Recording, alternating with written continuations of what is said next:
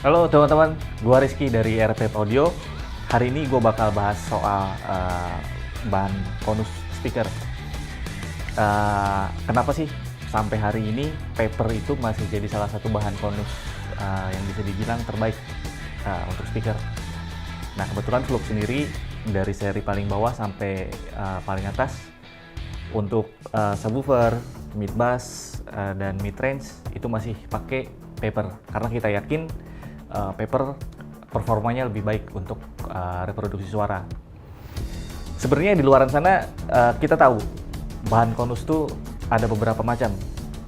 Misalnya ada polipropilen, ada kevlar, karbon, metal, dan salah satunya paper.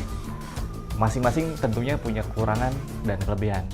Seperti misalnya saja polipropilen, misal dia kan basicnya sebenarnya plastik ya, polipropilen tuh.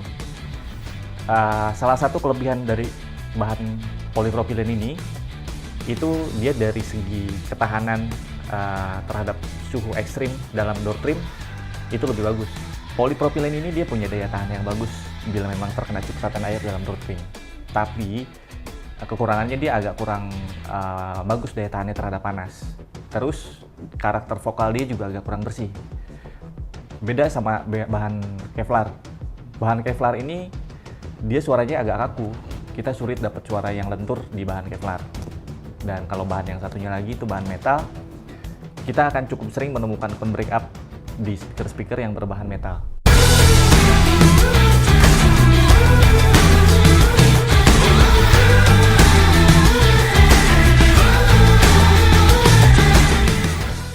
Salah satu kelebihan dari konus berbahan kertas atau paper, kertas itu kan sebenarnya basicnya ringan materialnya, jadi itu sangat berpengaruh pada si sensitivitas speaker tersebut, jadi lebih ringan.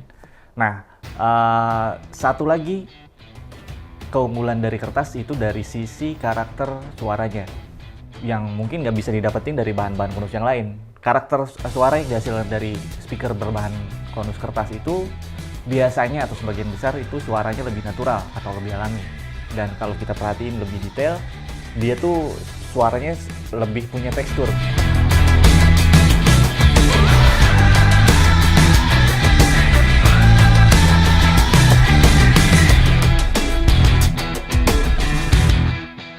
Satu yang jadi kekurangan dari bahan konus kertas ini, yaitu dari segi tampilan yang seperti bisa kita lihat itu ya sederhana aja, nggak bisa terlalu macem-macem, nggak bisa terlalu manis lah istilah katanya. Karena ketika kita membubuhkan lapisan lain, misalkan seperti cat atau emblem atau emboss di sini, itu sangat berpengaruh pada hasil suaranya nanti. Jadi kalau menurut kami sih nggak apa-apa tampilannya standar, toh ketika speaker tersebut ditempatkan di misalkan mid bass di door trim pintu nggak kelihatan juga gitu. Yang penting suaranya bisa optimal, bisa enak didengar, menurut kami sih udah lebih dari cukup.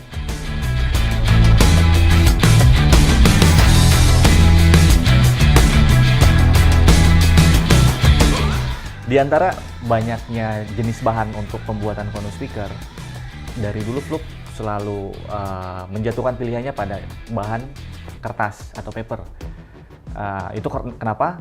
Karena kami yakin selama ini itu, jadi kertas ini ya masih jadi yang terbaik untuk sebagai konus speaker, yang memang karakter suara yang dia bikin, menurut kami sih itu nggak bisa dibuat dari bahan yang lain gitu, kertas.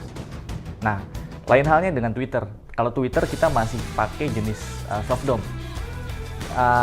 Sama kayak bahan konus untuk tweeter sendiri, kita dari seri bawah sampai atas kita masih pakai jenis soft dome. Kenapa?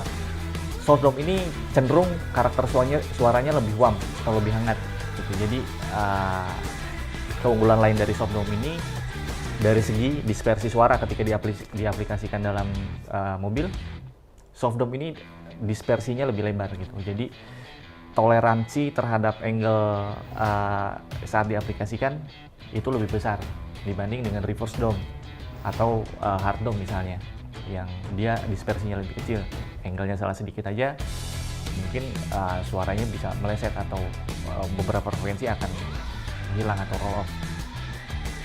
Satu lagi kelebihan dari soft dome tweeter, Jadi karakter Soft Dome ini sebenarnya yang sulit didapetin dari jenis Twitter lain. Dia punya suara lebih renyah atau lebih crispy. Jadi bicara beda.